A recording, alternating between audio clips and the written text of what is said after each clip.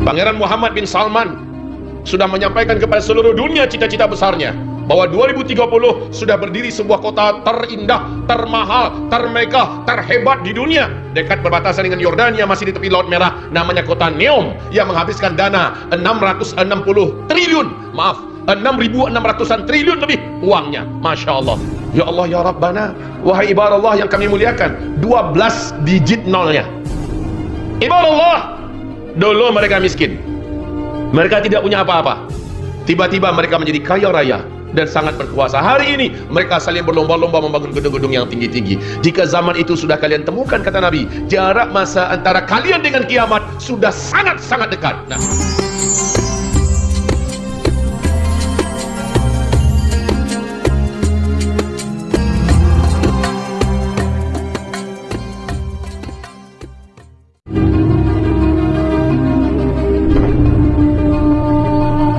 Masya Allah, mari kita lihat fakta sekarang ini, tuan-tuan yang mulia. Lihat, Arab sebelum minyak bumi ditemukan namanya masih satu, Jazirah Arabiah. Saya bertanya kepada tuan-tuan yang mulia, kepada perempuan yang terhormat, Jazirah Arabiah dulu kaya apa miskin? Sangat miskin. Negeri gurun Sahara yang luas, pasir yang panas, tandus, bagaikan tak bertepi. Dia tak punya apa-apa. Memang miskin, tuan-tuan. Tapi bila mana minyak bumi sudah ditemukan, mereka pun berubah menjadi negeri yang kaya raya. Jadi bukan kaya raya, itu mah biasa, tapi kaya raya pakai tasydid. Saking kayanya. Dan mereka pecah mendirikan negara sendiri-sendiri menjadi 7 negara kaya dunia. Qatar, Bahrain, Uni Kuwait, Uni Emirat Arab, Arab Saudi, Oman, dan Yaman. Mari kita lihat apa yang dibawa oleh masing-masing negara ini di kota-kota besar mereka. Apa yang mereka buat? Yang paling dekat di hati kita dulu, Makkah Al-Mukarramah. Silakan, Arab Saudi, kerajaan Arab Saudi buat apa di Makkah Al-Mukarramah, sekitar Masjidil Haram? Masya Allah, gedung-gedung tinggi pencakar langit. Bukit-bukit menjadi hilang, bahkan ada yang masih baki bukitnya, itu pun hanya di bawah pinggul, bahkan hanya sebatas betis-betis daripada hotel-hotel yang ada. Megah, mewah-mewah. Madinah Al-Munawwarah, Masjid Nabawi yang begitu indah dan megah mewah, sekarang sudah hampir tenggelam, dikelilingi oleh hotel-hotel bintang 5, mewah dan tinggi besar-besar. Ibu kota Riyadh, ketika Raja Abdullah masih hidup, Pangeran Salman diangkat menjadi gubernur ibu kota Riyadh. Oleh Pangeran Salman, ibu kota Riyadh dirubah menjadi kota metropolitan ala Eropa. Jeddah dijadikan sebagai kota perdagangan dan persimpangan Timur Tengah. Ini baru Arab Saudi. Lihat negara sebelahnya, Kuwait. Apa yang dibuat oleh Kuwait di kota-kota besarnya? Semua pembangunan yang sedang dilakukan di Kuwait mengalahkan standar pembangunan kota-kota yang ada di Eropa, yang ada di Amerika. Masya Allah. Kuwait harus angkat tangan dan menyerah dibandingkan negara sebelahnya, Bahrain. Bahrain jauh lebih indah, Bahrain jauh lebih hebat pembangunannya, gedung-gedungnya. Masya Allah. Bahrain mesti tunduk dan mengaku kalah oleh negara sebelahnya, Uni Emirat Arab, Abu Dhabi. Abu Dhabi tercatat sebagai negara termewah, terhebat, negara impian dan negara mimpi dunia. Semua cita-cita manusia ada di Abu Dhabi. Hanya di Abu Dhabi, tuan-tuan, ada mesin ATM yang mengeluarkan gold. Masukkan kad, tekan nomor, digit, beberapa digit, keluar emas 1 kilo. Itu hanya di Abu Dhabi. Hanya di Abu Dhabi ada kereta, ada bus yang mulai daripada kulitnya, peleknya, rangkanya, semuanya emas. Cuma ada di Abu Dhabi. Jangan tanya pembangunannya, semuanya Masya Allah.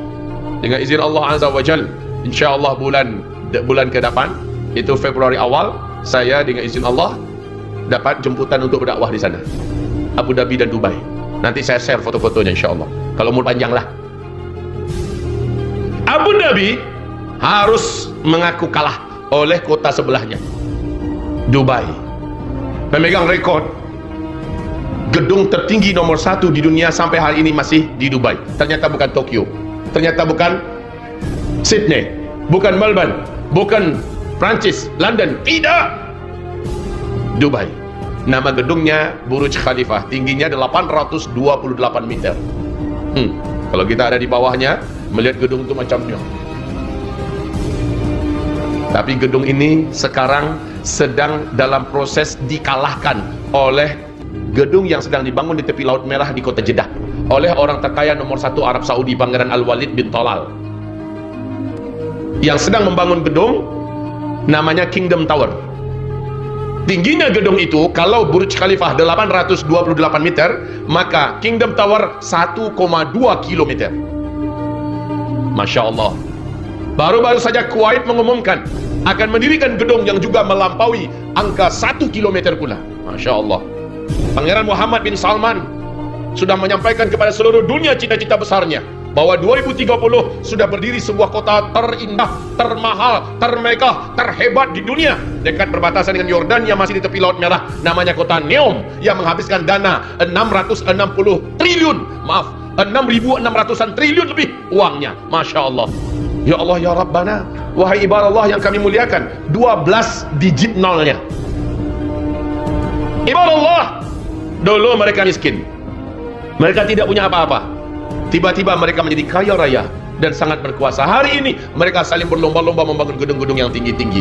Jika zaman itu sudah kalian temukan, kata Nabi, jarak masa antara kalian dengan kiamat sudah sangat-sangat dekat. Nah, Masya Allah, siapa yang baru pulang umroh baru-baru ini, bahkan di Onbinbit kita pun boleh lihat, di YouTube boleh kita lihat, bahkan beberapa sahabat kami yang baru saja pulang daripada Tanah Suci, benar-benar nyata Bapak, Ibu, bahwa tepian padang pasir, bukit-bukit yang ada sudah mulai menghijau.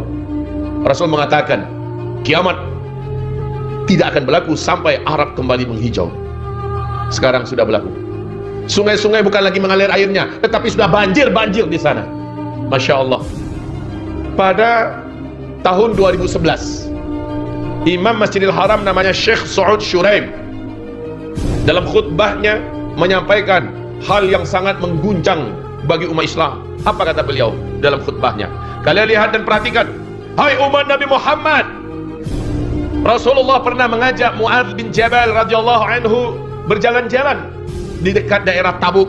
Lalu apa kata Rasulullah? Hai Mu'adz, apabila lembah ini, apabila daerah ini sudah mulai dibungkusi salji, maka itu antara ubun-ubun engkau dengan kiamat sudah sangat dekat sekali. Salji turun pertama kali di Tabuk 2009, hanya semata kaki. 2011 sudah 1 betis tingginya. Sekarang salji yang ada di Tabuk sudah 1 meter sampai ke Riyadh, bahkan Mekah ke Madinah beberapa areanya sudah ada yang berbungkus salju. Masya Allah. Ibadah Allah, apakah ada petanda yang lebih terang daripada ini? Allahumma salli ala Sayyidina Muhammad.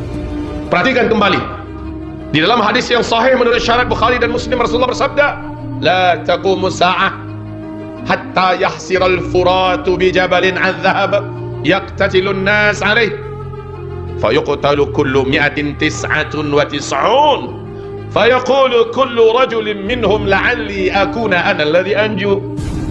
Kiamat tidak akan terjadi, kiamat tidak akan berlaku sampai terlebih dahulu sungai Efrat di Irak mengering.